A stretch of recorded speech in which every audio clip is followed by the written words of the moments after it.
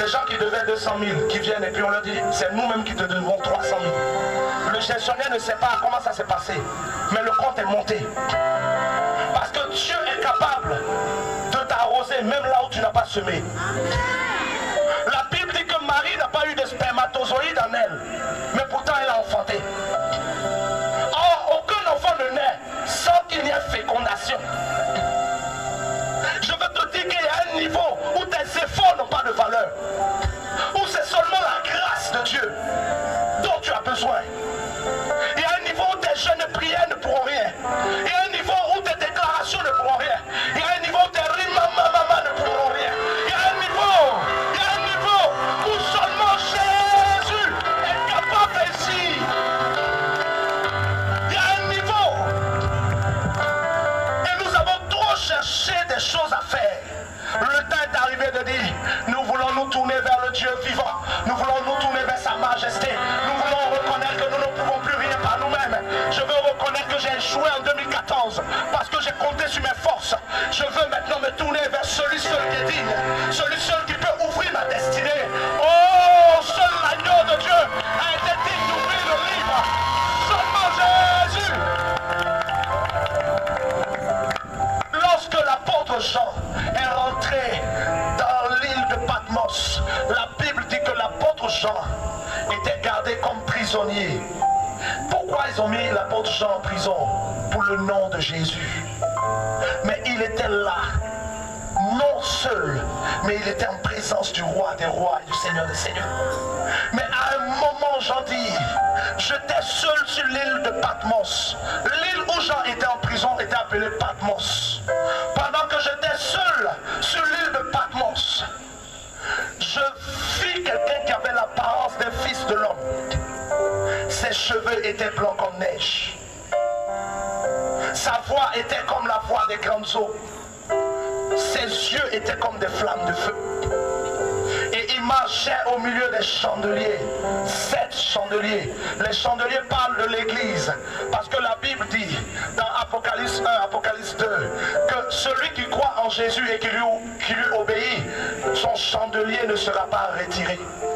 Donc les chrétiens sont des chandeliers. Et l'ensemble des 7 chandeliers représentent les 7 églises de Dieu manifestées dans la terre. Mais quand on dit les 7 églises de Dieu, ce n'est pas 1, 2, 3, 4, 5, 6, 7. Ce n'est pas assemblée de Dieu, ce n'est pas catholique. C'est l'ensemble de tous ceux. Le chiffre 7 parle de perfection ou de totalité. C'est la totalité de tous les chrétiens de toute la terre. Tous ceux qui se mettent à part pour Dieu. Tous ceux qui sont capables de se disposer, de se consacrer pour Jésus. Ils représentent la totalité des 7 églises. Et Jésus marchait au milieu des 7 chandeliers. Et Jean dit, quand je le vis, je tombais à ses pieds comme mort. Il posa sa main sur moi. Et il dit, ne crains rien. C'est une phrase pour quelqu'un. Je ne sais pas où tu es. Ceux qui ne sont pas habitués au monde spirituel vont penser que je dis des choses pour dire. Il y a quelqu'un dans son cœur qui se dit ça. Je t'informe, un temps viendra où tu sauras la valeur des déclarations des prophètes. Je t'informe. Il dit ne crains rien. Cette phrase est pour toi qui depuis un moment s'inquiète. Quelqu'un dit ne crains rien. Je suis le vivant. J'étais mort, mais maintenant je vis. Et je tiens les clés de la mort et du séjour des morts. Celui qui dit ces choses est celui qui ouvre. Et nul ne peut fermer. Il est celui qui ferme. Et nul ne peut ouvrir. Et j'en dis, après que j'ai vu cet homme, j'ai entendu une voix dans le ciel qui me dit, monte ici. Pourquoi la voix dit monte?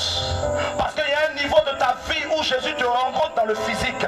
Mais il y a un autre niveau de ta vie où tu dois monter pour commencer à expérimenter des choses à un autre niveau. Jean a rencontré Jésus pendant qu'il était sur l'île. Mais après qu'il ait rencontré Jésus, il entend une voix qui dit, monte ici. Tu as sûrement rencontré Jésus. Tu as fait de Jésus ton Seigneur ou ton Sauveur. Mais tant que tu ne montes pas, ta vie est comme celle des païens. Tu es chrétien, mais rien ne change. Tu pries, mais rien ne change. Et tu te consoles en te disant, un jour ça va aller là. Ça n'a jamais changé la vie de quelqu'un. Non, ça va venir. Peut-être qu'il faut peut-être 38 jours de jeûne. Mais est-ce que tu n'es pas sûr qu'au 20e jour tu vas mourir? 38 jours de jeûne, tu ne manges pas, tu ne bois pas. Si ce n'est pas Dieu qui t'a dit, tu vas mourir. Je connais des serviteurs de Dieu qui sont morts parce qu'ils voulaient faire 40 jours de jeûne pour avoir l'onction. L'onction ne dépend pas du jeûne. Ce n'est pas parce que quelqu'un jeûne que l'onction vient sur sa vie. Jeûne et prie. Fais 158 jours de jeûne. Mais si quelqu'un a rencontré celui qui oint, toi tu es venu à tes 150 jours de jeûne, et puis moi j'arrive avec celui qui a oint, et puis on met devant nous deux une situation. Tu vas faire comme les prophètes de Baal, tu vas prier, tu vas taper tes mains, tu vas jeûner, tu vas tout faire, rien ne va se produire. Mais quand je lèverai mes mains pour dire Père,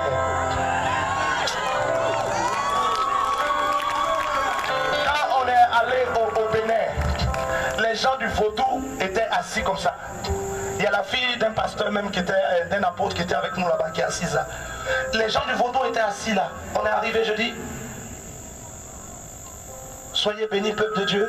Répondez, on va simuler un peu. Réglez mon micro. Soyez bénis, peuple de Dieu. Amen. Nous venons de la Côte d'Ivoire. Nous sommes venus avec l'onction de Dieu. Nous sommes venus démontrer au Vaudou, à la sirène de Zou et puis au Python que Jésus est encore Seigneur. Mais les gens du Bénin étaient là comme ça. Vous-même vous avez dit Amen, ils étaient là. C'est quel gars comme ça ils sont allés chercher pour venir nous distraire? Parce qu'au Bénin, il y a une fête nationale du Vaudou. Est-ce que vous savez ça? Il y a une journée chômée payée pour le Python. Le jour là, tout le pays ne travaille pas. Et puis maintenant on fait sortir les Pythons dans la ville. Je ne dis pas spirituellement, hein, je dis physiquement. Et puis les Pythons passent sur le goudron. Et puis les danseurs dansent. Et puis on adore le Vaudou. Donc dans leur pays, médicaments là, c'est normal. Donc où toi tu es quitté, puis toi tu viens de dire ici, tu es venu pour dire quoi au Vaudou? C'est le Vaudou qui est notre force ici. Je dis, je vous donne 30 minutes. Pendant les 30 minutes là, faites ce que vous pouvez faire dans le Vaudou. Prophète Mobio, tu étais là-bas, non? Faites ce que vous voulez.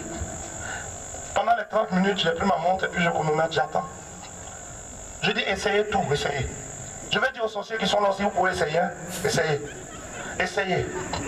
On chronomètre. Dans 5 minutes, je prendrai la parole au nom de Jésus. On verra la différence.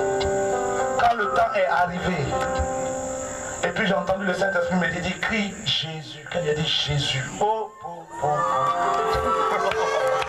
Ton Dieu est vivant! Ton Dieu est vivant!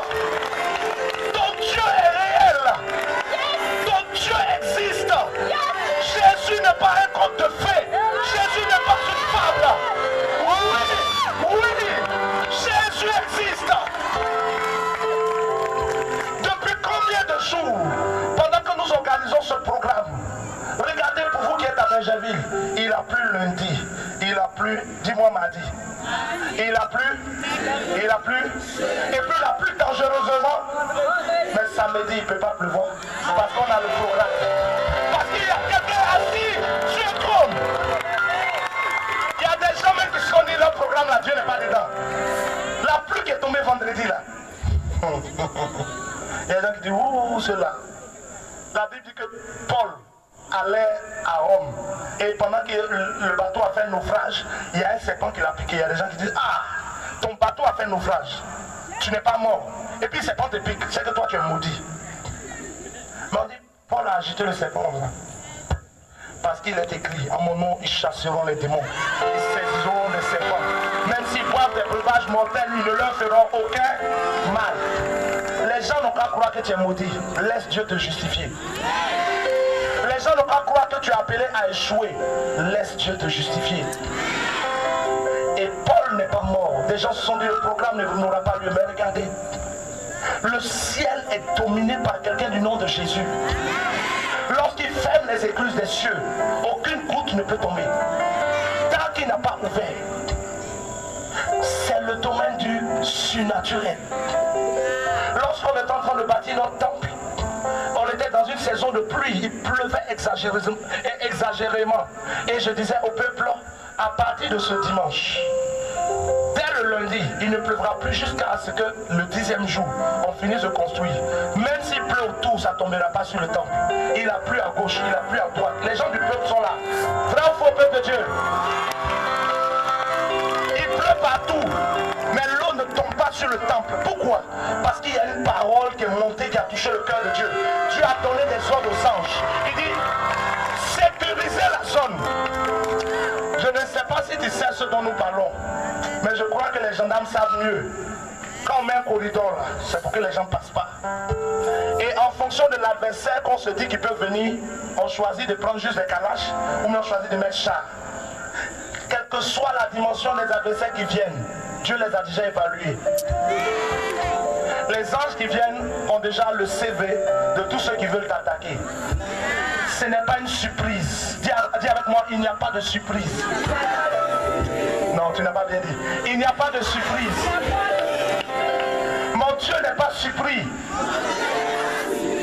S'ils viennent de la droite, c'est que Dieu savait qu'ils viendraient de la droite. S'ils viennent de la gauche, c'est que Dieu savait qu'ils viendraient de la gauche. S'ils viennent d'en haut, Dieu savait qu'ils viendraient d'en... S'ils viennent d'en bas, Dieu savait qu'il viendrait dans... C'est pour cela que la Bible dit, il a reçu le nom au-dessus de tout nom, afin qu'au nom de Jésus, tout genou fléchisse d'en haut, de gauche, de droite et d'en bas, et que toute langue confesse que Jésus est Seigneur. Est-ce que tu peux acclamer le Dieu du ciel? Je ne t'entends pas l'acclamer. Écoute-moi, peuple de Dieu, nous sommes en train d'entrer dans le surnaturel. Dans le surnaturel, le Saint-Esprit se manifeste. Là où l'Esprit de Dieu est, il y a la joie. Parce que la joie est un fruit de l'Esprit. La paix est un fruit de l'Esprit. Donc pendant que je prêche, quand tu sens que dans ton cœur il y a la joie, pas t'inquiéter. Ça dit juste que le Saint-Esprit est arrivé jusqu'à toi. C'est parce que l'Esprit de Dieu est en train d'arriver jusqu'à toi que l'ennemi qui te bloquait est en train de reculer, que ta joie est en train de monter. Parce que si tu me vois acclamer, c'est que la gloire de Dieu a débordé. Est-ce que la gloire de Dieu a débordé sur ta vie ce soir? L'ennemi, je viens de voir des démons en train de murmurer. Ils sont fâchés. Il y a des démons actuellement qui sont allés se mettre loin là-bas. Parce qu'ils sentent que ça va commencer. Est-ce que quelqu'un sait que ça va commencer? Nous allons acclamer Jésus pour faire trembler ce lieu. Acclame Jésus et fait trembler ce lieu. Acclame Jésus et fait trembler ce lieu. Alléluia. Il y a quelqu'un parmi vous qui n'a jamais lu la Bible. C'est parce qu'il n'a pas lu la Bible que son acclamation est bizarre. Je vais t'expliquer. Les murs de Jéricho là, ne sont pas tombés parce que les gens ont prié. Ils n'ont pas parlé rima maman, c'est pas ça. Ils n'ont pas donné offrande. Mais la Bible dit, ils se sont mis à acclamer, à pousser des cris de joie. Fais tomber ton mur. Fais tomber ton mur. Fais tomber ton mur. Fais tomber ton mur. Fais tomber ton mur. Fais tomber ton mur ce matin. Fais tomber ton mur. Oh!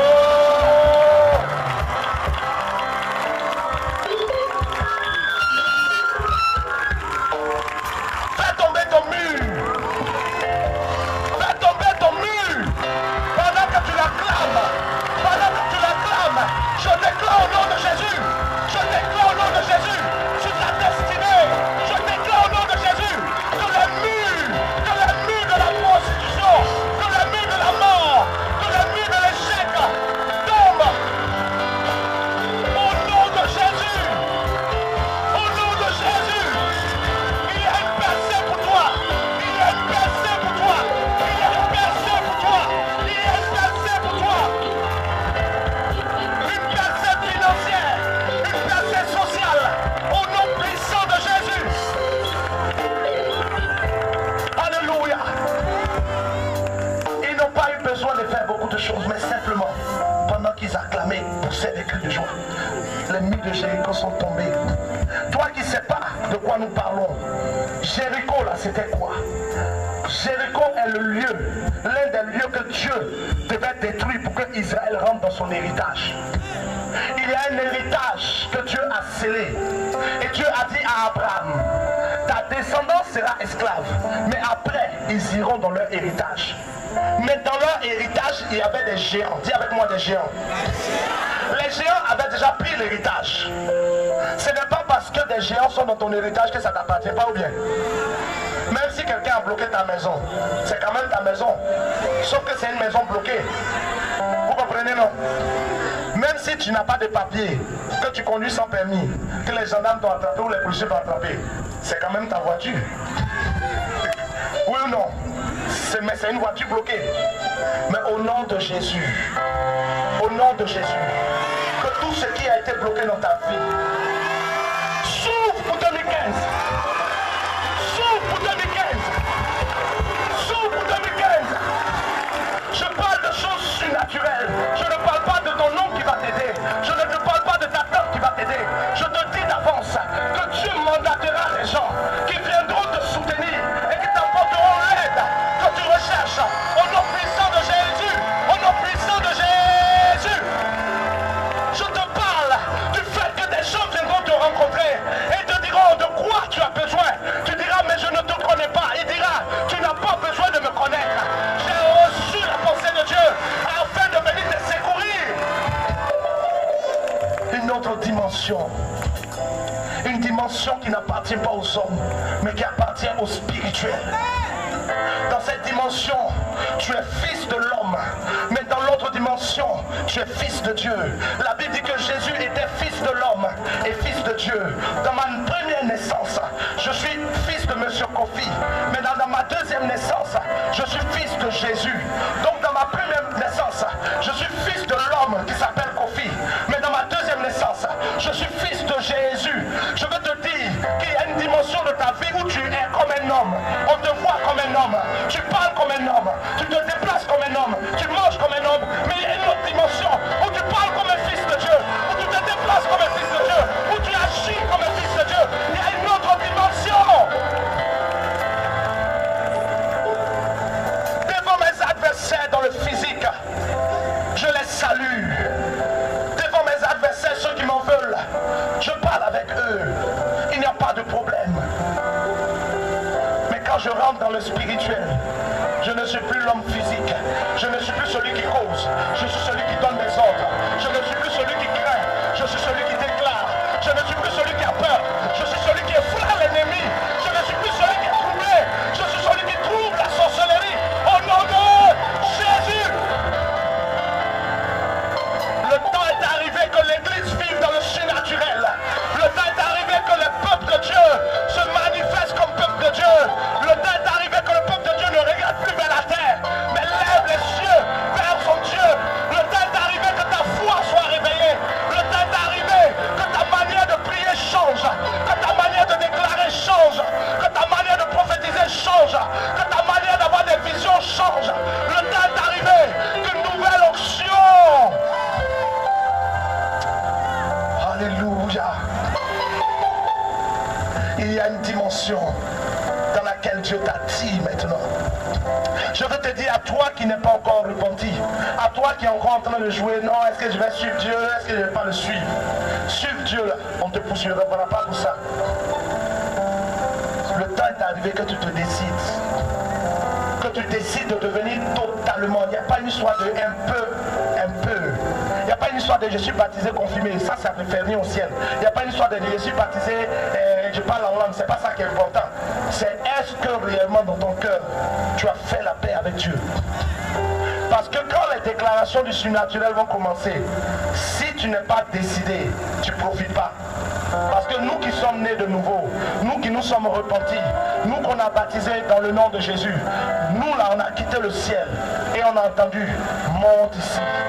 Est-ce que quelqu'un est monté avec le Saint-Esprit dans le royaume de la gloire?